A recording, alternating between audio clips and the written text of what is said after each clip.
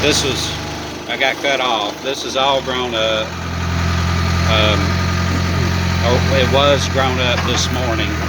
And I'm not going to lie, I was extremely nervous. Now we're going to run through this pretty quick. It's been third. But I was pretty nervous coming through here with all of this grown up. And I had to take a few trips to push this shit down and pull it up into the pile. But I was really nervous the whole time because a couple of cats I was out here would have been to jump me, especially if they had cubs. But anyway, I wanted to clear this off before I brought the surveyors out here. So today I spent all morning doing this from about, I don't know, maybe 7:30, as soon as I got the brush pile started in the back. Now the pond is out here to the right, and you still can't see the deep section of the pond when we get up here. But if you can see, I don't know if you can see the view through there, where it's low lying. Well, you probably can't. Anyway, and there are a lot of red maple trees. I'm trying my best to save those, but here is a low spot for the natural pond that's out here. And animals come out here to drink, but also there are fish in the pond already. And when we have floodwaters come in or it rains real hard, this thing is full.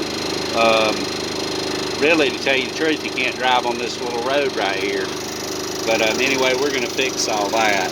But the next thing I film, I may try to have it opened up where you can see the pond. But anyway, let's go on about our business. But I cleared all of this out this morning, and this entire roadway under the power lines. And when I got up here this morning, I was extremely nervous when I first started. I opened that up some. That's a really nice forested area out there. But I wouldn't want to walk it alone right now. But anyway,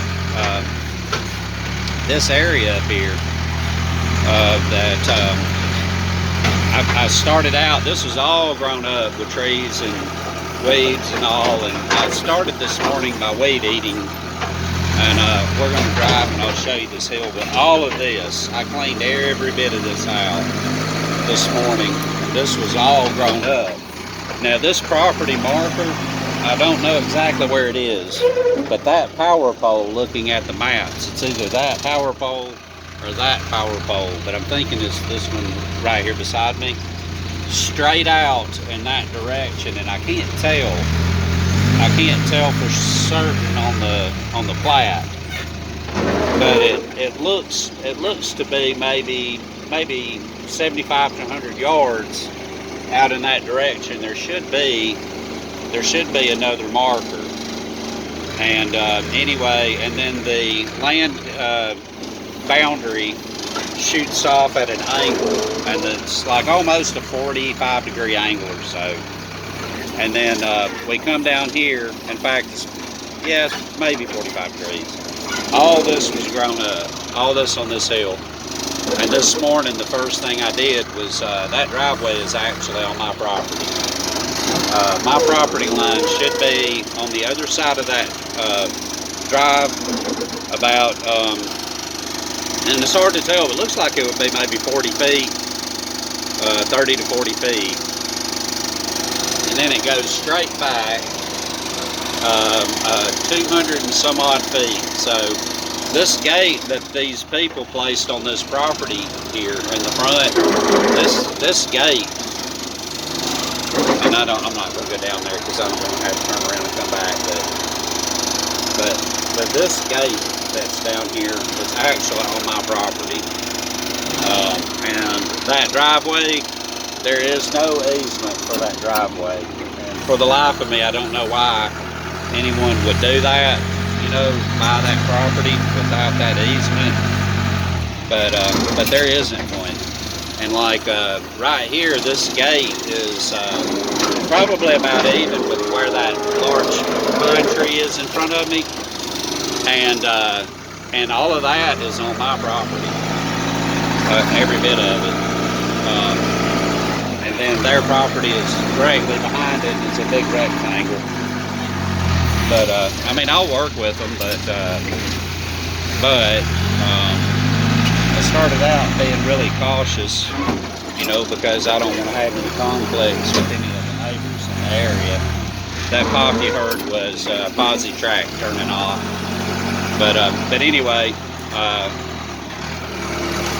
all of this was grown up today when I got here, and I was very nervous weed eating up this hill to cut a path and see what I had to do out here, because this was so heavily wooded, believe it or not, that I was afraid that that bobcat may be out here, because it crossed the road up here last weekend to go onto my property to go hunting.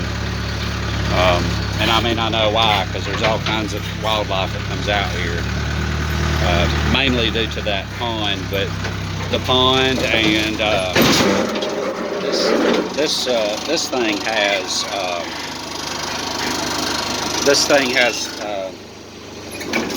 muscadine vines all over the place. So, and that's one of the things that's kind of annoying to me. They haven't fruited yet, and I really don't want to kill female muscadines. But then again, if you identify one female vine that's good and one male that's good, that's really all you need, because you can cut the female up into segments and root it. And yeah, and you do have to have a male, by the way. You have to have at least one male.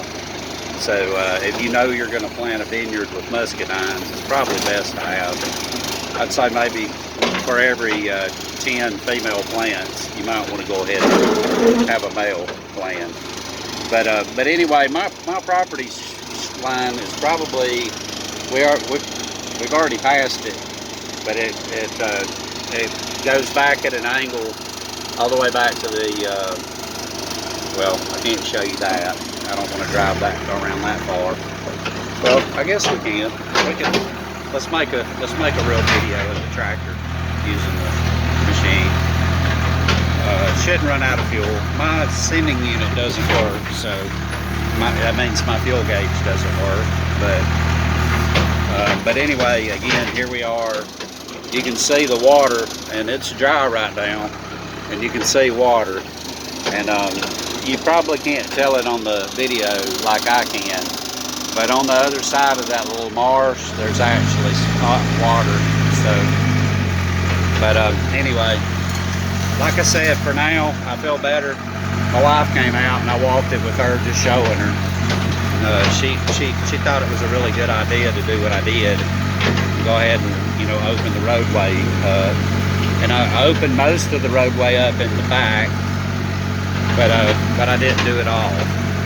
But all right, so you saw this segment, so I'm going to pause this and start back recording when I get over to the back of the property.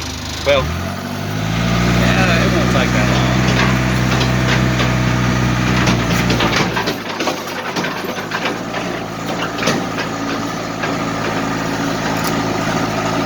Wonder what the speed limit is for a backhoe on a back road, service road.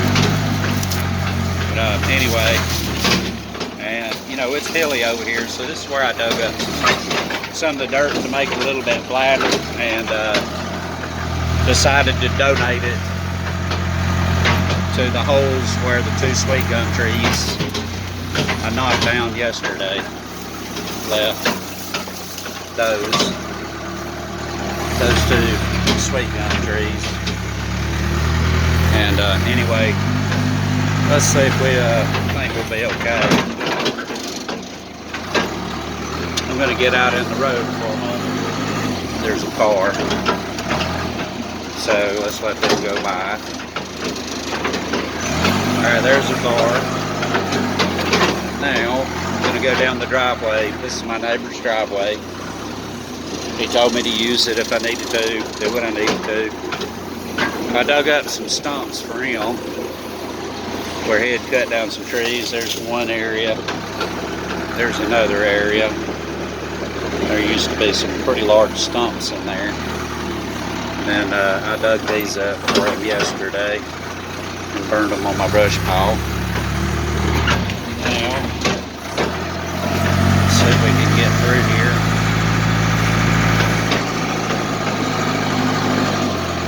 And let me raise this bucket. Okay. There's the brush pile that I've been using for dry fuel. The people that I hired piled it up too close to this oak here. And this was a huge pile. I've already burned it off. Probably 4 or 5 times I burned off of it, but I'm using it for dry fuel. Okay, so the back marker is right back there, and I don't know if you can see it. Let's see if I can zoom in on that. You can see that pink ribbon. The pink ribbon's tied to it. Right, so it's off in the woods, and I cleared this off where you could walk it, but I didn't clear a path. I didn't want to do that with this road already here. There's a service road that was here. I cleaned all of this out, so it was where people could drive on a four-wheeler. Now you can actually come back here on a vehicle. All right, so we get back into this area, and that is the corner marker. That is the corner marker there for the property behind my lot that someone purchased. And I'm not going to walk in that direction, but if you continue in that direction, there are 3 markers that mark boundaries for that piece of property and the subdivision. And there's an opening that's an easement for me to enter this property from that subdivision in the back. And we will probably build a house over here later. But that other property marker is 122 feet from the marker at the edge of the subdivision road. And the whole entire thing is about 180 feet. So my property goes off in that direction, and then from there it shoots 90 degrees from this mark back toward the front of the road to that marker that I showed you before earlier. And anyway, this is what all I've done this weekend. I've knocked down some of these trees too. I saw the foxes walking around out here the other day. But anyway, I haven't cleared this road back yet, all the way to the edge of my property. And I'm really trying to be cautious for a couple of reasons. One, I don't want to damage any wildlife. And seeing that couple of the foxes that look like they may have been a mated pair, and if they have a den close by, I don't want to disturb them. Especially if they have cubs. And the other reason that I'm trying to be cautious is I don't want to I want to preserve as many maple trees and hickory as I can. There's a bird, but he's checking me out, so he or she, so there's probably nests out here. And anyway, that's all I'm going to film for today. So anyway, till next time.